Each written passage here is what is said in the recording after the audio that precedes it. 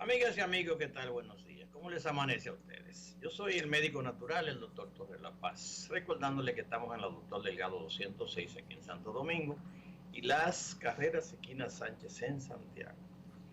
Este viernes, Dios mediante, quedaremos a 23. Vamos a estar allá en Santiago, en las carreras esquina Sánchez. Si usted desea que lo veamos allá, pues llámese al teléfono 580-1116, que es el mismo que vamos a usar aquí para que usted haga su llamada en la parte interactiva.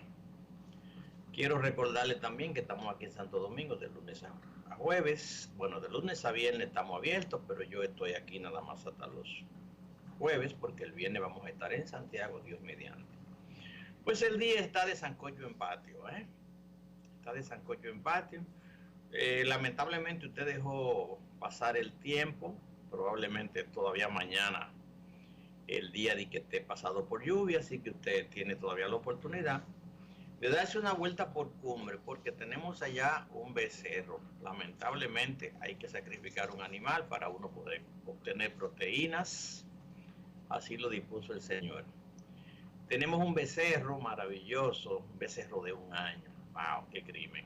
Pero bueno, tenemos jabalí, todos los jabalí que usted quiera, Y tenemos también cordero, jabalí, cordero y, bueno, alguna que otra acelga o espinaca.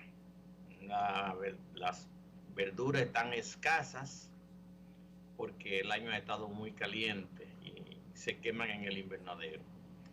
Vamos a recibir 3 llamadas, como les dije, ¿no? 3 llamadas como siempre. Aquí tenemos la primera. Sí, a la orden. Sí, bueno, Dígame usted, mi señor. queremos que hablemos del lupus. Vamos a hablar del lupus. ¿Cómo no? Con mucho gusto, Pues vamos a recibir 2 llamadas más. Aquí tenemos otra. Buenos días. Esta se cayó. Porque, bueno, es un nati muerto. 2 llamadas más vamos a recibir para hablarle a ustedes de lo que ustedes quieren que le hablemos, señores. Porque evidentemente yo creo que he agotado todo lo que se puede saber, por decirlo así, de medicina, las enfermedades que se presentan y todas esas cosas. Pues no tenemos mucha verdura, ni vamos a tener muchas verduras, pero yo les garantizo a ustedes que de acuerdo a la ciencia y a la investigación y sobre todo la experiencia, el que come carne roja no necesita comer ensalada. Buenos días. Buenos días, doctor. Hablar de problemas en la médula ósea. Problemas en la médula ósea son muchos. Vamos a hablar problemas en la médula ósea, Buenos días, la última llamada, Buenos días, doctor. Soy Dalisa de Santiago. Qué bueno. Sí, el mismo comentario del lupus. ¿Puede hablar de la psoriasis? Psoriasis, ¿cómo no? Le hablaremos de eso, Muchas gracias. Bien. Pues tenemos el inconveniente que el calor y el cambio climático están dificultando cada día más la producción de vegetales. Tenemos unas temperaturas que suben en una forma extraordinaria, tenemos los mares y océanos calentándose en una forma extraordinaria y eso trae como consecuencia las grandes inundaciones, porque por cada grado que suba la temperatura los mares se calientan, hay mucha evaporación y eso trae como consecuencia potenciales aguaceros.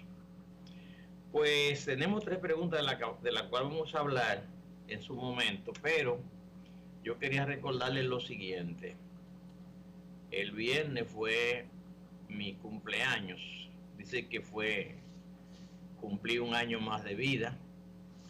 Hace 5 años que le dije que me iba a retirar, pero mucha gente pegó el grito al cielo. Parece que entendieron que era necesario que yo le siguiera hablando y entonces yo decidí complacerlo Y entonces aquí estamos. Ahora les tengo una noticia. Y es que pienso estar aquí con ustedes 18 años más. 18 años más. Porque para no ser egoísta, se ha determinado que las personas que tienen algo de conocimiento y que la gente necesita, no tiene que coger el trabajo, por decirlo así, o su capacidad de enseñar o de instruir como un hobby, como algo que la gente necesita, pero que además a uno le produzca cierta gratificación espiritual. Entonces, nada, yo cumplí un año más. No le voy a decir cuántos fueron, ni mucho menos. Pero el 16 de septiembre es un día muy interesante. Porque, aparte de que septiembre es un mes muy bueno, es el Día Internacional de la Preservación de la Capa de Ozono. Antes, por decirlo así, de que se hablara del cambio climático, varias naciones se dieron cuenta que la gente, por hacer dinero, estaba destruyendo lo que le llaman el ecosistema, destruyendo la capa de ozono. Y aunque yo no le hablo mucho de ozono a ustedes, debería hablarle mucho más que la terapia de quelación, porque la terapia de quelación protege y ayuda al que en un momento se da la quelación, pero el ozono nos está protegiendo a todos. El astro rey, el sol, tiene radiaciones, emite luz, pero también emite sustancias que no se ven. Y esas sustancias que no se ven son radiaciones, tanto radiaciones alfa, beta, ultravioleta, en fin, que no se ven, pero que ejercen mucho efecto sobre la Tierra. El uso de cantidades enormes de sustancias aquí en el planeta Tierra había estado destruyendo grandemente la capa de ozono. La capa de ozono es como un manto, es como si fuera una carpa. Usted tiene un cumpleaños, tiene una fiesta y hace una carpa, cerca un espacio y le pone una lona arriba para que proteja a la gente, a los invitados del agua y de la lluvia. Y en agricultura es un invernadero. Entonces el ozono cubría por completo la Tierra. El ozono es una composición de oxígeno, es un manto entretejido de átomos de oxígeno. Y ya usted sabe que la persona puede vivir, quién sabe, hasta 90 días sin comer, mucho menos sin beber, pero sin respirar, sin recibir oxígeno, apenas puede durar 5 minutos sin que se le deteriore el cerebro. Entonces el oxígeno es uno de los gases más importantes, si no el más importante, que nosotros tenemos en la naturaleza. La capa de ozono se formó, los años que se le puede dar seguimiento para saber cuándo comenzó, pues son muchos y variados. Había, por decirlo así, siempre hubo nubes, y las nubes, ya usted sabe que están cargadas de electricidad, y cuando se presentaba, por decirlo así, un choque entre dos nubes, se producía una descarga eléctrica, y esa descarga eléctrica, que le llamamos rayos, rompían el oxígeno en la naturaleza. Y los átomos de oxígeno, que son como yuntas de bueyes o ruedas de una bicicleta, esos átomos de oxígeno quedaban hasta cierto punto libre y sin ningún tipo de protección. Entonces solían unirse y llegaban a unirse 3 átomos de oxígeno, y esos 3 átomos de oxígeno formaban una molécula de ozono. Esa molécula de ozono se fueron entretejiendo como si fuera un panal de abejas haciendo celdillas, y cuando eso protegía hasta cierto punto nos protegía de la intensidad de las radiaciones solares, porque como usted sabe, el sol suele quemar con la misma luz que alumbra, pero a veces la intensidad es tal que suele quemar, y quema las plantas y quema la piel.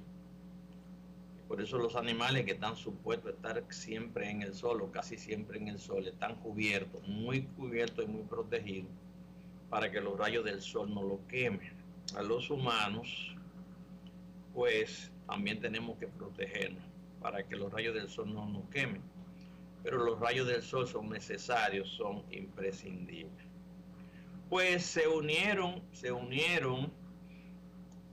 muchísimas naciones para tratar de proteger esa capa de ozono, porque se estaba destruyendo. La sustancia química, para algunos que tengan interés en investigar más profundamente, pues hay sustancia química que los seres humanos fabricaron, por decirlo así, o sea, compusieron sustancias, 2 o 3, y eso formó una sustancia peligrosa. Cuando estaban solas no había ningún problema, pero al unirla, algunas se llaman halones, y ahí están lo que llaman los halógenos, bromuro, sobre todo los bromuros. Hay que entender que los bromuros, el cloro, incluyendo el yodo, que es muy bueno, pero es un halógeno, esas sustancias cuando se unían iban destruyendo la capa de ozono. Evidentemente, yo tengo por ahí un video que me mandaron de Eduardo Galeano, un poeta uruguayo, en el cual él habla de la virtud y la capacidad del ser humano para destruir. El ser humano es de las pocas criaturas que destruye el medio donde él vive, su ecosistema. Usted nada más tiene que mirar de Elías Piña, Pedernales, Montecristi para allá, para que usted vea cómo está un pedazo de tierra que se llama Haití, y que han venido precisamente metiéndose y destruyendo la frontera nuestra. No será muy tarde, ojalá que sea muy tarde, pero bueno, vamos a tener una invasión como una plaga a cualquier precio, a cualquier costo, porque esos seres humanos destruyeron su ecosistema, y por supuesto no pueden ver que aquí todavía haya nada verde y que aquí haya vida. Perdón. Entonces, la capa de ozono es una frágil franja de gas que protege la Tierra de los efectos nocivos de los rayos solares, contribuyendo así a preservar la vida en el planeta Tierra. Este año se cumplieron 35 años de la adopción de un protocolo de Montreal quiere decir Monterrey en francés. Uno de los acuerdos medioambientales de mayor éxito que puso remedio a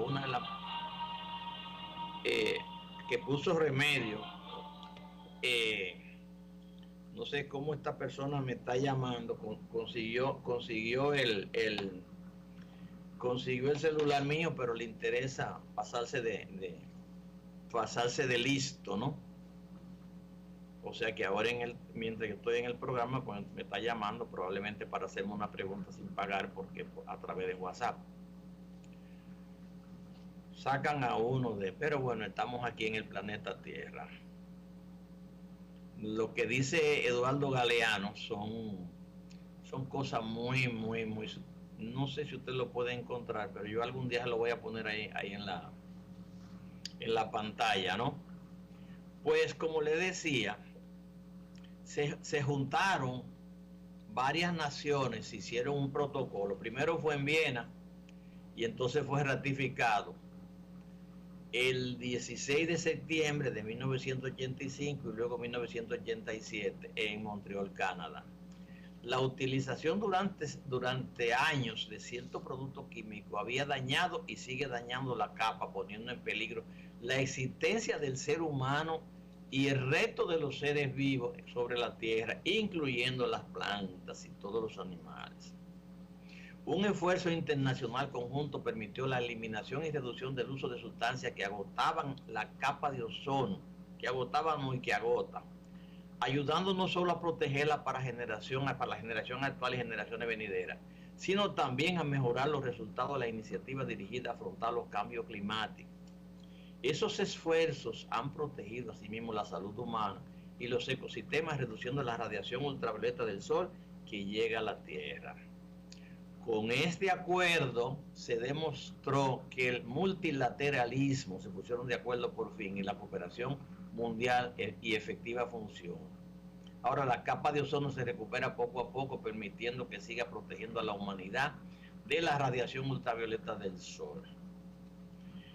Hay una cantidad enorme de productos químicos, sobre todo que usamos diariamente. Yo soy uno de los que lo uso en los aires acondicionados. Ya los aires acondicionados lo están haciendo sin los gases tóxicos refrigerantes, o sea, sobre todo los aires ahora que son los modernos lo están haciendo sin eso. También los refrigeradores lo están haciendo eliminando parte de esos productos, pero cada día hacen más productos dañinos para usarlo, para que las amas de casa lo usen, sobre todo en las lavadoras y todas esas cosas. Entonces, ese número de productos de uso común han resultado extremadamente dañinos en la capa de ozono. Los halocarbonos se llaman, son compuestos químicos en los que más de 2 átomos de carbono están unidos a uno de los halógenos. Por ejemplo, uno de los halógenos más peligrosos es el flúor. El célebre flúor que se usa para el agua. Se ha demostrado en miles de estudios que el flúor no protege en absoluto, sobre todo las caries, que no la protege en absoluto, pero lo siguen usando porque es un negocio. ¿Se acuerdan ustedes, señores, que estábamos comiendo sin darnos cuenta el pan con bromuro de potasio? Bromuro de potasio le echaban a la harina y estaban haciendo el pan. Se hizo mucha bulla con eso, pero usted puede estar seguro que nosotros aquí en Dominicana seguimos comiendo bromuro de potasio en el pan. Uno de los productos más dañinos que daña la capa de ozono es el cloro. El cloro. Entonces tenemos el flúor que se le echa al agua, el cloro que se le echa al agua y el bromo que se mezcla con el potasio para darle más blancura a la harina. Esos productos tienen mucho, los halocarbonos que contienen bromo por lo general, tienen mucho mayor potencial de agotamiento de la capa de ozono que aquellos que contienen, por ejemplo, el cloro. Los productos químicos sintéticos que han proporcionado la mayor, son el cloro y el bromo para el agotamiento del ozono, son el bromuro de metilo, el metilcloroformo, el tetracloruro de carbono y la familia de los productos químicos conocidos como los halones, los clorofluorocarbonos y los hidroclorofluorocarbonos. También hubo un convenio en Viena capital de Austria, donde nace el VALS, un convenio sobre la protección de la capa de ozono. Los europeos casi no tenían ese problema porque ellos tienen mucha vegetación. Entonces, la confirmación científica del agotamiento de la capa de ozono impulsó a la comunidad internacional a establecer un mecanismo de cooperación para tomar medidas para proteger la capa de ozono. Esto se formalizó en un convenio en Viena, que luego fue ratificado por 28 países el 22 de marzo de 1985. Entonces, en septiembre, 16 de septiembre, el día que yo nací, de 1987, condujo a la redacción del Protocolo de Montreal, relativa a las sustancias que agotan el ozono. El ozono que nosotros usamos para tratar con los pacientes, porque el cuerpo tiene un ecosistema donde hay una cantidad enorme de sustancias. No hay sustancias, las sustancias dañinas son las que ingerimos con los alimentos sobre todo, ¿no? Pero hay un ecosistema donde hay una cantidad enorme de animalitos que nos protegen. Unos son como los perros guardianes de la casa y otros son como los predadores. Donde hay gallinas hay zorros, pero donde hay zorros hay osos, y tiene que haber matiles o perros que nos protejan precisamente con eso. El protocolo de Montreal se estructura en torno a varios grupos de sustancias destructoras del ozono, como ya hablamos. Son sustancias químicas que las seguimos usando todos los días. La inmensa mayoría de ustedes no hará nada con dejar de comprarla, porque la inmensa mayoría de la gente la va a seguir usando, y entonces mientras aparezca quien la siga fabricando, va a haber quien la promueva en los medios de comunicación, y tendremos el problema de que viviremos envenenados, mientras otros tendrán los bolsillos llenos. Pero como cada día habrá menos sustancias alimenticias saludables, pues ya usted sabe lo que va a pasar a las futuras generaciones. Hay mentes que cuando tienen mucho dinero no saben lo que van a hacer con el dinero.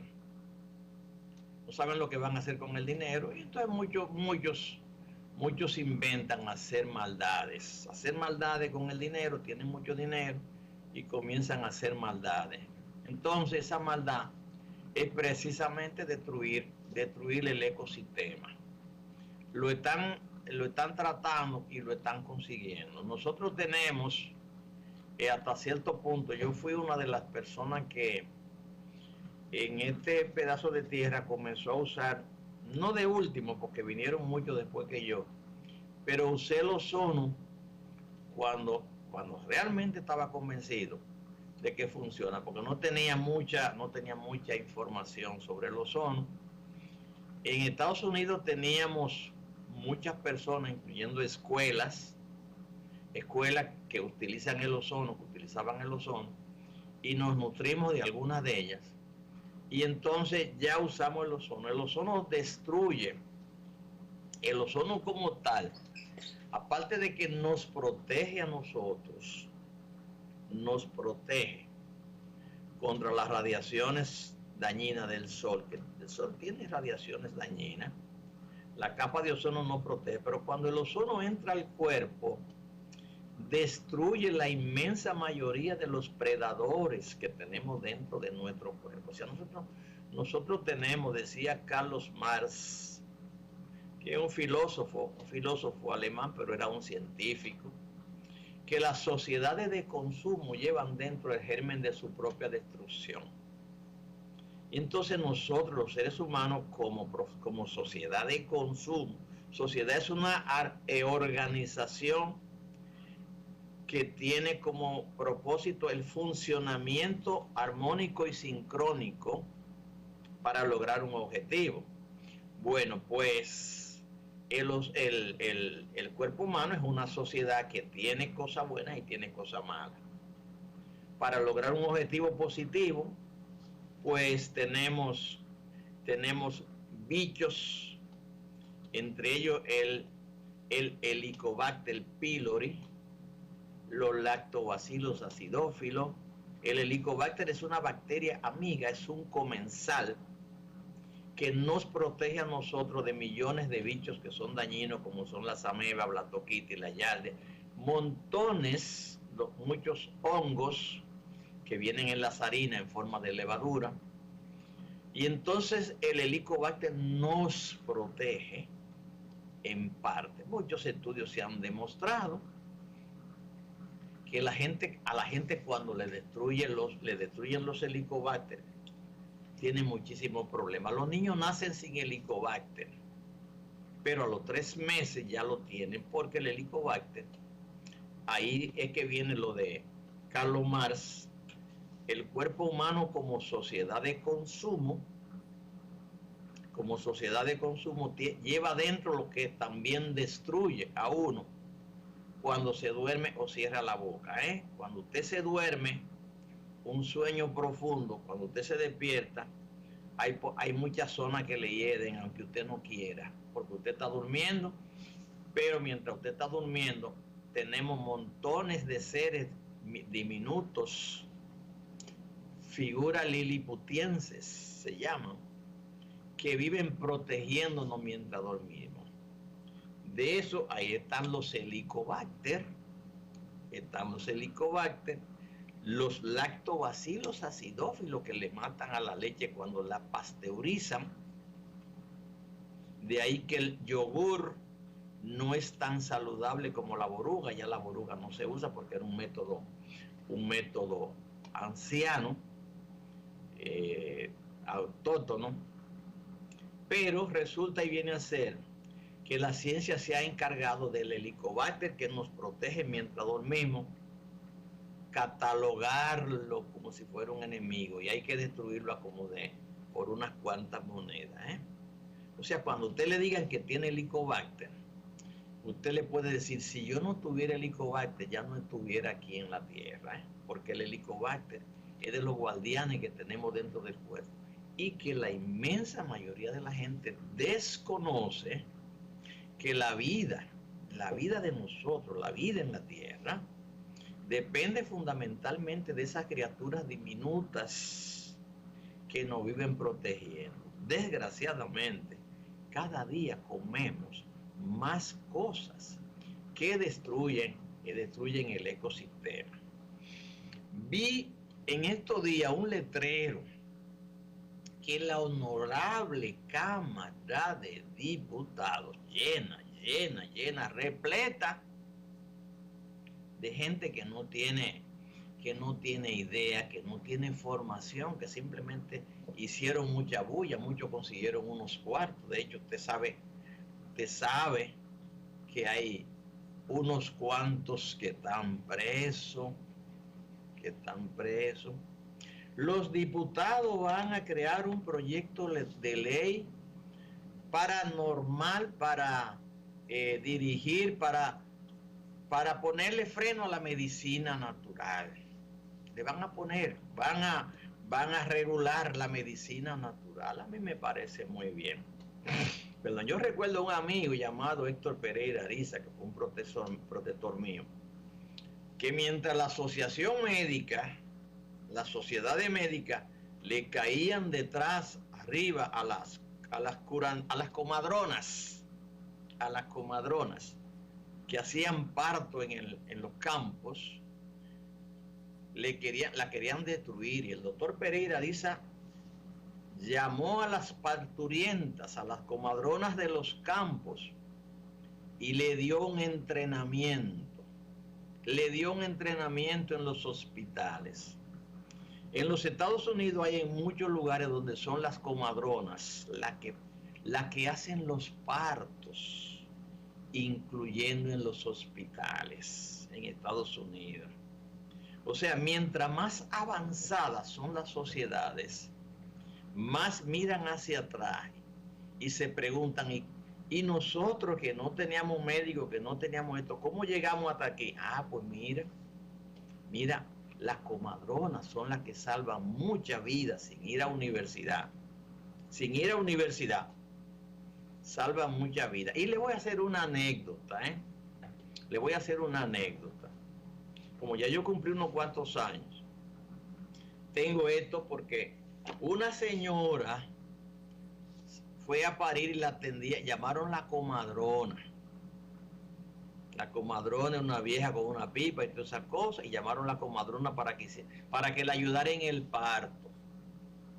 Pues los animales no tienen comadrona, pero la gente sí tiene. Entonces resulta que esta señora, cuando sacó el muchacho tenía una circular en el cordón. El cordón umbilical lo tenía rodeado en el cuello. ¿Y sabe lo que le dijo la comadrona a la señora? Esa anécdota me la hicieron a mí porque supuesto que yo no estaba nacido. Dice, mira, fulana, te embromaste. Acaba de parir un sábana en el hombro. Sábana en el hombro quiere decir una persona que siempre va a depender de otro. Va a depender de otro. Esa persona después que yo estaba grandecito, tuve la oportunidad de conocerlo. Nunca se ha puesto, nunca ha comprado 2 camisas, nunca ha ido a una tienda a comprar 2 camisas. Siempre ha vivido a la sombra de otro. Siempre ha vivido bajo el amparo de otro. Y ese instinto, esa capacidad, señores, la tenía una comadrona que la sociedad de médicos querían eliminar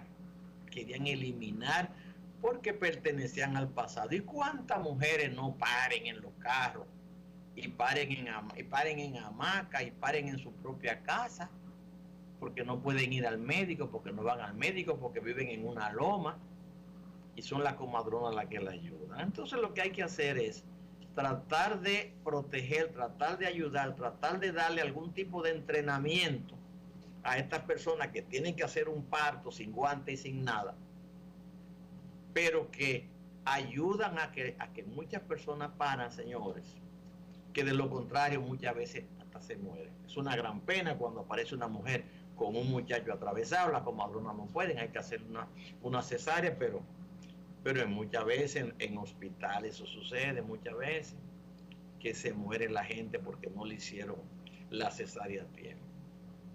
Decía mi abuelo, que nació cuando la restauración, que la mejor estilla era la del mismo palo.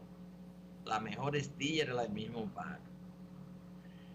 Aquí venían gente internacionales de diferentes lugares del mundo, de un profesor llamado Aurelio de Jesús Marcano en la UAS, porque hizo un folleto de las plantas venenosas de la República Dominicana. Y luego vino el doctor Mañón y anduvo el país, Wilfredo Mañón, que practica medicina natural y que le agradezco muchísimo porque fue mi primer entrenador en medicina natural. Anduvo el país preguntándole a la vendedora de hierba, las hierberas de los mercados, dónde estaban los que, para qué sirve esto y para qué sirve aquello. Y luego visitándolos.